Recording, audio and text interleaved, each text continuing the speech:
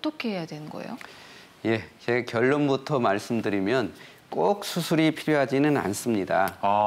다행히 디스크는 특별한 치료를 하지 않아도 전체 환자의 80~90%에서 한두 달 정도 안정 가료하면 호전되고 시간이 좀 지나면 결국 자연 치유가 되는 경우가 상당히 많습니다. 저희가 MRI를 보편화되면서부터 파열된 디스크의 크기가 저절로 줄어드는 경과가 상당히 많이 관찰되고 있습니다. 또 디스크 크기가 많이 줄지 않아도 통증 자체가 해소되는 경우가 많습니다. 따라서 당장은 아무리 많이 아파도 약물 치료, 물리 치료, 그리고 통증 치료들을 관리하면서 적어도 한 달은 관리해보는 것이 좋습니다. 그러면은 4명 중에 3명은 그냥 2달 푹 쉬시면서 보존적 치료 받으시면 나을 수 있다는 말씀이네요. 예. 네. 알겠습니다. 지금 시각이 10시 17분이라고 있습니다. 이 허리에 관심 많으세요, 지금. 예. 보내주고 계십니다. 주변에 디스크 환자 은근히 많아요, 정말. 예. 저도 허리가 안 좋아서 늘 걱정이에요. 끝까지 봐주시기 바랍니다. 네, 윤학맘님. 허리 안 좋으면 삶의 질이 정말 뚝 떨어져요. 조금만 움직이는 것도 고통입니다. 라고 하셨어요. 맞습니다. 네.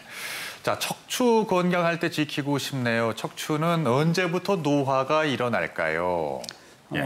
척추는 기본적으로 척추 디스크의 그 퇴행성 변화, 즉 노화는 20대부터 생긴다고 생각하시면 됩니다. 그러니까 20대부터 관리를 해주셔야 되고요.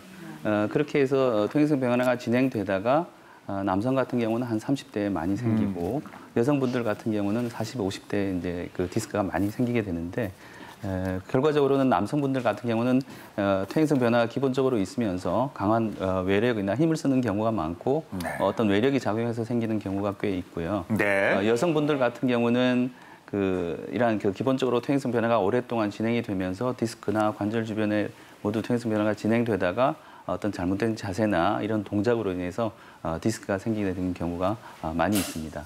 네. 다음 거 볼게요. 네, 5079번 쓰시는 분. 남편이 허리가 자주 아프다고 하는데 신발이 늘 한쪽만 달아 있어요. 척추 문제인가요? 라는 질문입니다. 예, 신발이 한쪽만 닳는 경우는 여러 가지 원인이 있을 수 있습니다. 발에 평발이 있을 수도 있고요. 다리 길이가 틀릴 수도 있고 허리가 아파서 골반이 한쪽으로 틀어져서 한쪽 신발만 다를 수도 있습니다. 따라서 족부에 문제가 있는지 다리 길이를 재보고도 이상이 없으면 허리 문제라고 생각할 수 있고 허리를 진찰을 받아봐야 하겠습니다. 예, 잘하겠습니다. 계속해서 많이 보내주시고요. 이번에 이제 가족들의 그 허리 건강 40대로 넘어갑니다. 40대 우리 어머니들의 척추 건강을 위협하는 질병 어떤 게 있을까요? 디스크에 척추 전방 전이증, 부록이 하나 더 늘었어요. 왜 이렇습니까, 이거? 예. 그 앞에서 추간판 탈출증에서 설명드렸는데 이번엔 척추 전방 전이증에 대해서 말씀드리겠습니다. 그림을 보시면 정상적인 사람의 척추는 옆에서 보면 등이 튀어나오고 허리가 들어간 S자 곡선입니다. 이처럼 척추가 위와 아래 척추가 어느 정도 정렬을 이루고 있는데요. 아래 척추가 위 척추에 비해서 앞으로 즉 배 쪽으로 튀어나오게 되면 이것을 척추 전방 전이증이라고 합니다. 아프겠다.